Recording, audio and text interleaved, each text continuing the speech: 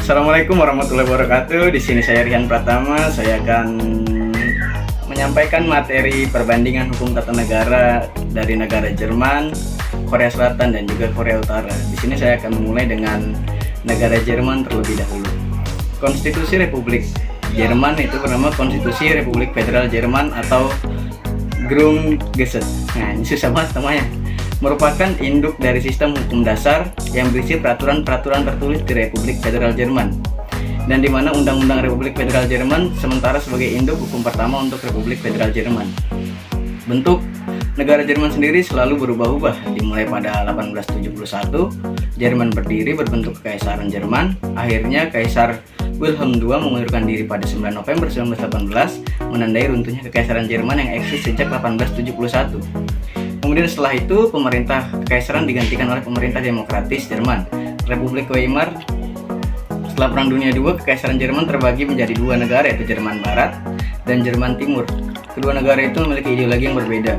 Sejak penyatuan kembali atau reunifikasi Jerman Barat dan Jerman Timur pada 1990, Jerman memiliki nama resmi yang dikenal dengan istilah Republik Federasi Jerman.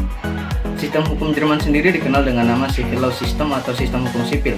Sistem pemilu Jerman diklasifikasikan sebagai sistem proporsional yang dipersonalisasi, sebagaimana dikenal di Selandia Baru sebagai sistem mixed member proporsional. Pada hakikatnya sistem ini adalah cara yang menggabungkan suara personal di distrik berwakil tunggal dengan prinsip perwakilan proporsional. Selanjutnya kita masuk ke negara Korea Selatan. Konstitusi Korea Selatan yang pertama disusun oleh Dr. Shin Oh-yu pada tahun 1948, menyatir dari piagam konstitusi pemerintahan sementara dari Korea tahun 1919. Setelah itu konstitusi Korea Selatan mengalami beberapa amandemen dikarenakan pergantian pemimpin yang saling kudeta satu sama lain, hingga puncaknya terjadi gerakan Juni yang didokumentasikan dengan apik di film When the Dice Come.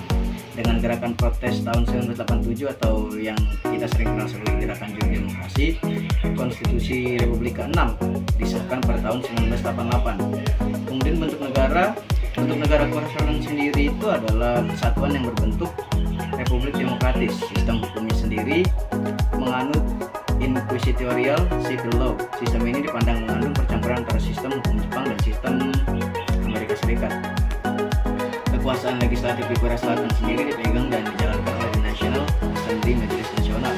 Lembaga legislatif di Korea Selatan ini menganut sistem satu kamar, yang dikarenakan hanya satu negara yang sendiri lembaga eksekutif di Korea Selatan.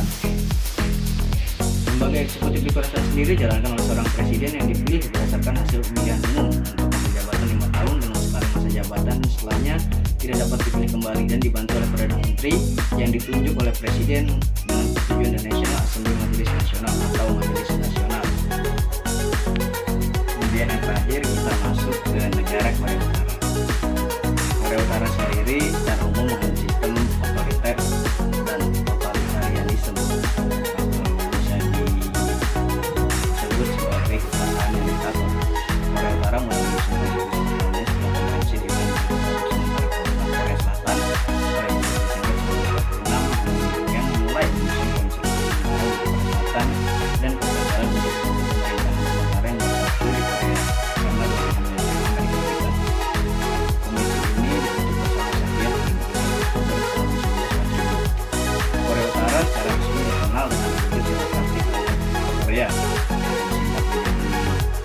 disingkat menjadi KR. Negara ini terletak di seluruh Korea. Negara ini memiliki bentuk negara sosialis dengan kepala negara dan kepala pemerintahan yang dipegang oleh pemimpin tertinggi Korea Utara, yang mana saat ini dipegang oleh Kim Jong-un. Sistem pemilu di Korea Utara sendiri terdiri satu tingkat pemilihan. Pemilihan dilakukan setiap 5 tahun sekali. Pemilu diadakan secara terpusat oleh Komite Pemilihan Rakyat di setiap tingkat administratif, mulai dari tingkat desa hingga tingkat provinsi. Setiap kandidat dipilih oleh Komite Pemilihan Rakyat setempat yang terdiri dari wakil-wakil dari berbagai organisasi dan masyarakat setempat. Tapi pada akhirnya ya tetap aja yang menang Kim Jong-un, tidak ada lainnya karena lawannya kota kosong biasanya. Sistem hukum Korea Utara sendiri termasuk yurisdiksi sosialis yang lebih tua. Dengan demikian, sistem peradilan yang didasarkan pada model peradilan Soviet dan China. Sistem hukum sosialis secara prinsip secara prinsip mengatakan bahwa semua hukum adalah instrumen dari kebijakan sosial dan ekonomi dan tradisi common law dan civil law, merefleksikan masyarakat ekonomi dan pemerintahan yang eksploratif. Sekian pembahasan dari ketiga negara. Kurang lebihnya saya mohon maaf apabila ada kekurangan, yaitu salah presiden. Kurang lebihnya saya mohon maaf. Wassalamualaikum warahmatullahi wabarakatuh.